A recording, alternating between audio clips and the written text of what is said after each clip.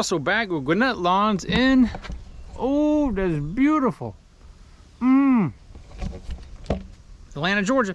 Today is, what is it, August the 19th, and I had to come here in the back because it's the only place in my house that's got shade right now.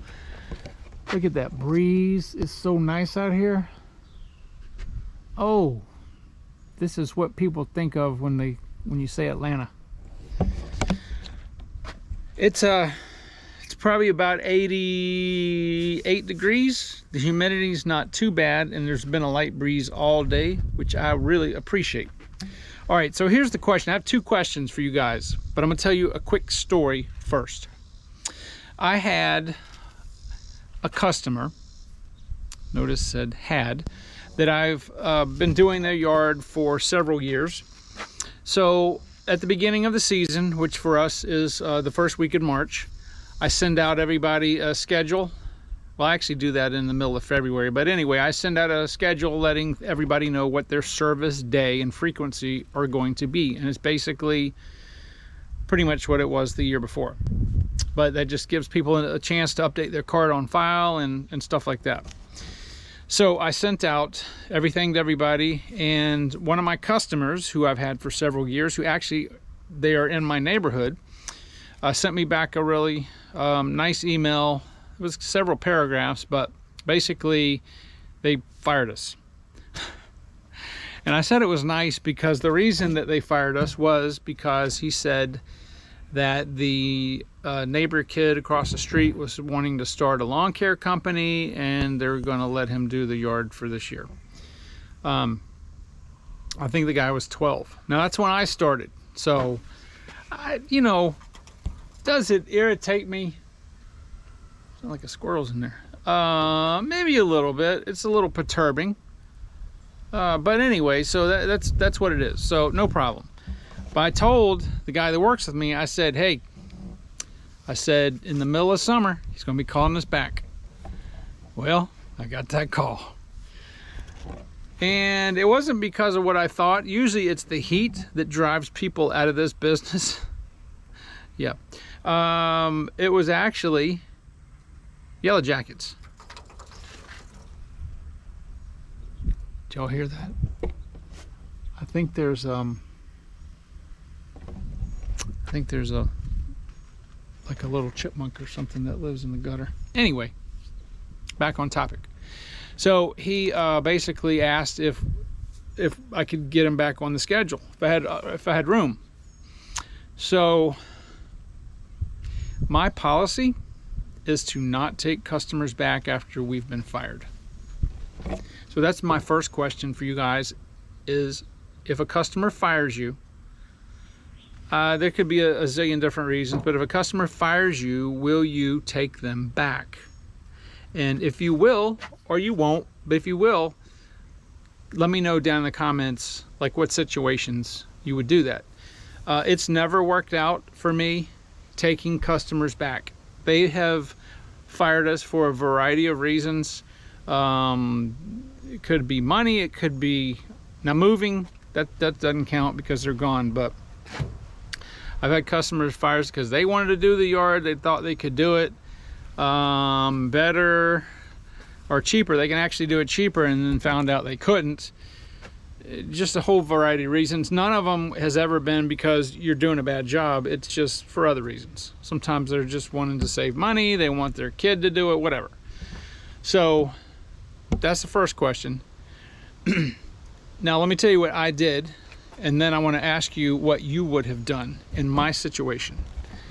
I thought about it for a while, and I am going to probably 99% sure that I'm going to be solo again at the end of the season, and I've got too many customers. So the amount of customers that I can handle takes 2 people, and I'm not going to be able to take a lot of customers. Now the yards in this neighborhood are big, right? Here's my backyard. You guys, well, you may not have seen it. I've got videos of that, but we got big backyards, and this is a small backyard compared to that customer's. And it's not nice and sodded, it's just full of just stumps and holes where trees were, and it grows super fast because it's just weeds. But you know, Trim Star gets it done. But anyway, the reason that they gave up, I guess the dad was helping the son do this, and the dad's like, nah, we're not doing it anymore because there's yellow jackets in the backyard somewhere. I'm like, do you know where the nest is? And the customer's like, I don't know. They don't know. So I'm thinking, I'm like, so I'm gonna have to go back there, potentially I'm gonna have to find the nest and then take care of it, because so you know, this has been the worst year I've ever had since 1977, where I got just stung by yellow jackets and wasps. Hadn't got a hornet yet today, or this season, but yellow jackets, man, and wasps. It stinks. And anyway, so I'm not going to get rid of a customer because I got stung. I'm going to take care of the nest because now I owe them, and they're demons coming straight from the pit of hell. Anyway, so they said they're not going to do the yard anymore. So what would you do? I'm going to tell you what I did. I didn't take the customer back. The reason is, most of the reason, it's not the yellow jackets. I was actually going to get me a bee suit and go back there and do battle with them. I was going to find them and then take care of them, because I have a 100% foolproof wave. I have to do it at pitch black dark, and it gets rid of the entire nest instantaneously. But anyway, it was because if I take, I don't want to take on additional customers right now unless the yard is super small, because his yard is bigger than mine, and I really should be charging more than I'm charging, and he's not going to go up on the price. I know this. So I just, all those factors, I decided not to. So what would you guys have done if you were in my shoes? But anyway, that's all I wanted to talk about today. I've had more customers move away these last 2 years than I've had in the whole time I've been doing lawn care. That's how I lose a variety of customers, is they just move away. So usually, I had a couple years, the customer base never changed. But now it seems like, I don't know if it's the economy, people are moving around a lot. So anyway, but yeah, so what do you guys think about this Bermuda? Oh, one more thing. So if you remember back on the video that I did last year and several years back about getting the Bermuda to creep up, the Bermuda is 100% completely filled in all the way up. If you can go back on some of the old videos, like last year, this whole thing was dirt. I took some of the sod that I had dug up to put my septic tank caps in.